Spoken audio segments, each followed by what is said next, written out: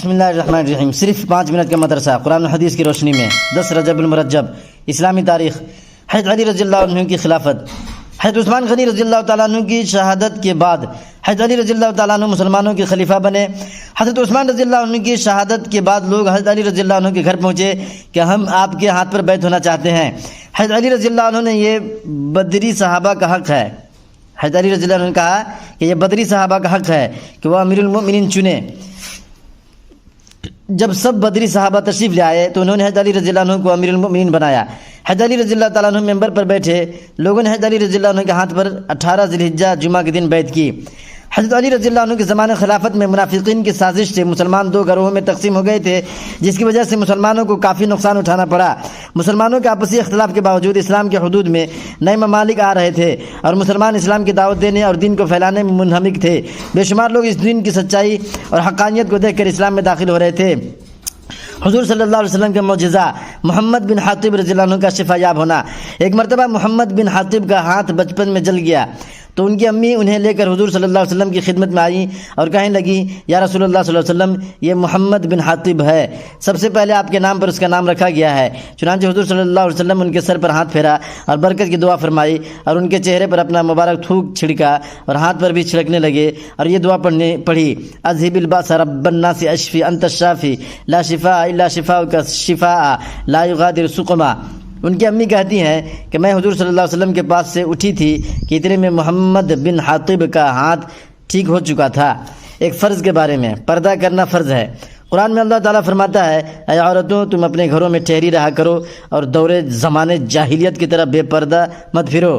سورہ احزاب۔ فائدہ: تمام مسلمان عورتوں کے لیے ضروری ہے کہ جب کسی سخت ضرورت کے تحت گھر سے نکلیں تو اچھی طرح پردے کا خیال کرتے ہوئے باہر جائیں، کیونکہ پردہ کرنا تمام عورتوں پر فرض ہے۔ ایک سنت کے بارے میں، سو کر اٹھنے کی دعا۔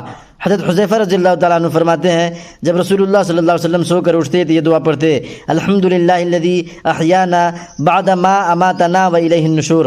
ترجمہ: تمام تعریفیں اس اللہ کے لیے ہے جس نے ہمیں موت دینے کے بعد زندگی دی اور اسی کی طرف سب کو جانا ہے۔ ایک اہم عمل کی فضیلت، علم دین کے لیے سفر کرنا۔ رسول اللہ صلی اللہ علیہ وسلم نے فرمایا، جو شخص علم دین حاصل کرنے کے لیے سفر کرے گا تو اللہ تعالیٰ اس کے لیے جنت کا راستہ آسان کر دیں گے۔ ایک گناہ کے بارے میں، یتیموں کا مال مت کھاؤ۔ قرآن میں اللہ تعالیٰ فرماتا ہے، یتیموں کے مال ان کو دیتے رہا کرو اور پاک مال کو ناپاک مال سے نہ بدلو، اور ان کا مال اپنے مالوں کے ساتھ ملا کر مت کھاؤ، ایسا کرنا یقیناً بہت بڑا گناہ ہے۔ سورہ نساء آیت نمبر 2۔ دنیا کے بارے میں، نافرمانوں کے مال و دولت کو نہ دیکھنا۔ قرآن میں اللہ تعالیٰ فرماتا ہے، جو ہم نے مختلف کافروں کے گروہوں کو آزمانے کے لیے مال و دولت دے رکھا ہے کہ وہ دنیاوی زندگی کی رونق ہے، آپ ان چیزوں کی طرف نظر اٹھا کر مت دیکھیے۔ فائدہ: نافرمانوں کو جو مال و دولت ملتی ہے اس کو تعجب اور للچائی ہوئی نگاہ سے نہیں دیکھنا چاہیے، کیونکہ وہ ان کے لیے آزمائش کا ذریعہ ہے۔ آخرت کے بارے میں، جہنم سے ایمان والوں کو نکالا جائے گا۔ رسول اللہ صلی اللہ علیہ وسلم نے فرمایا، جب ایمان والوں کے بارے میں جہنم سے چھٹکارے کا فیصلہ ہو جائے گا تو انہیں پلسرات سے گزارا جائے گا جو جہنم اور جنت کے درمیان ہوگا، تو اس پر ان کے درمیان جو کچھ آپس میں ایک دوسرے پر ظلم و ستم ہوئے ہوں گے ان کا ایک دوسرے سے بدلہ دلوا کر پاک کر دیا جائے گا، پھر انہیں جنت میں داخلہ کی اجازت ہوگی۔ اس ذات کی قسم جس کے قبضہ میں محمد کی جان ہے، ان میں سے ہر ایک اپنی جنت کو اس طرح پہچان لے گا جس طرح تم اپنے گھر کو اس دنیا میں پہچانتے ہو۔ طب نبوی سے علاج، عرق النساء کا علاج۔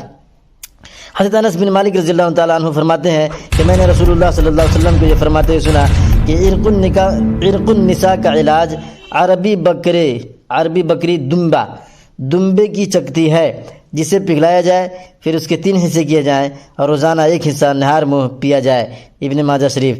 فائدہ: دمبا کی دم پر گول ابری ہوئی چربی کے حصہ کو چکتی کہتے ہیں۔